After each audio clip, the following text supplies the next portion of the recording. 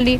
फिर मैं क्या करती, मेरे पास और कोई ऑप्शन ही नहीं थी। मैंने पूरी कोशिश की कि मैं घर वालों की मर्ज़ी से करूं, लेकिन नहीं माने, ना उसके घर वाले माने ना मेरे घर वाले माने। मैं क्या कर सकती थी? फिर मैंने कर लिया उससे शादी, हमने चोरी निकाह कर लिया। कोर्ट मैरिज कर ली? हाँ जी, मैंने कोर्ट मैरिज कर ली उससे। तो कोर्ट मैरिज कर ली तो फिर जी, जब हमने निकाह किया तो निकाह जो है वो उसका कोई दोस्त था, तो उसके दोस्त के साथ मिलके हम लोगों ने एक उसके घर था मोहल्ले में, उस गए, वहाँ पे कोई मौलवी बुलाया उन्होंने। इसके जो दोस्त थे जिब्रान के, ये भी आए और हम लोगों ने मिलके निकाह कर लिया। अब जाहिर है कि मैं निकाह करके कुछ दिन तो अपने घर में रही, ये बात छुप गई कुछ दिन के लिए, लेकिन मेरे घर वालों को आफ्टर ऑल ये बात मैंने अम्मी को पता लग गई किसी न किसी तरीके से। मैं बात कर रही थी रात को जिब्रान से, तो मेरी सिस्टर रात को पानी पीने के लिए उठी, तो उसने मुझे जिब्रान से बात करते हुए सुन लिया और उसको पता लग गया कि ये हमने कर लिया निकाह। तो उसने अम्मी को बता दिया, तो अम्मी ने मुझे बहुत मारा। अम्मी कहती हैं कि तुम तलाक लो उससे। मैंने कहा मैं नहीं ले सकती, वो कुछ खा के मर जाएगा। तो मेरी अम्मी भी नहीं मानी, मेरे घर वाले भी नहीं माने। फिर मेरे पास और कोई ऑप्शन नहीं था, मैंने जिब्रान को फ़ोन किया और मैंने कहा कि अब हम जो है ना वो हम अपनी ज़िंदगी गुजारेंगे।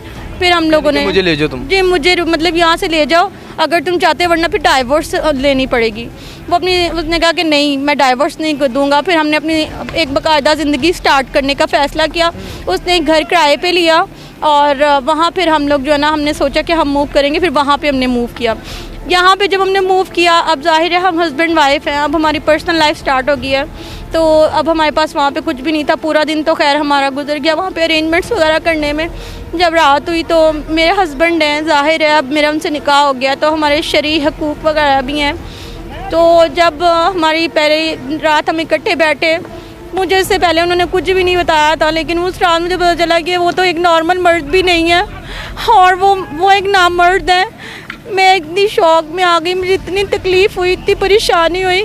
अब मैं क्या करूं, मतलब ऐसे मर्द के साथ कैसे गुजारा करूंगी मैं? तो आपको पता नहीं चला इतना टाइम आपने उनके साथ स्पेंड किया है कि बातों से फील हो जाता है इंसान के ये किस कैटेगरी का है, इंसान का पता चल जाता है। देखिए, वो देखने में माशाल्लाह बहुत खूबसूरत गबरू जवान था, उसका हाइट बहुत ऊंची थी, खूबसूरत था, डैशिंग था।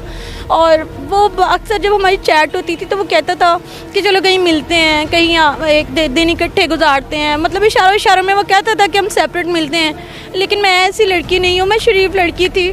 तो मैंने इन चीज़ों को इग्नोर किया। मैंने ये कहा कि नहीं, जब तक निकाह नहीं होगा हम अकेले में नहीं मिलेंगे। और यही मैंने सबसे बड़ी गलती की, क्योंकि मुझे नहीं पता था। शायद अगर मुझे पता चल जाता तो मैं शायद इतना बड़ा कदम ही नहीं उठाती। नाम मर्द था और ख्वाजा सरार टाइप, जी जी आप कह सकती हैं। जी, वो ख्वाजा सरार था। वो देखने में बिल्कुल एक नॉर्मल मर्द जैसा दिखता था, लेकिन वो नॉर्मल मर्द नहीं था। मैं उसकी वाइफ थी, जाहिर है। फिर आप कैसे बसर किया आपने उसके साथ ज़िंदगी?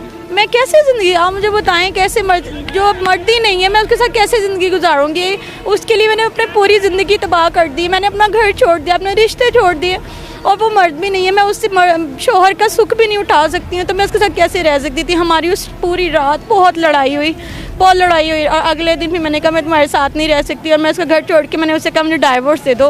वरना अब पहले तो तुम धमकियाँ देते थे कि तुम कुछ खा के मर जाओगे, अब मैं कुछ खा के मर जाऊँगी। जब उसने मुझे देखा कि मैं बहुत शदीद तुली हुई हूँ, इवन कि मैंने छुरी से कोशिश भी की, और मैंने कहा मैं अपनी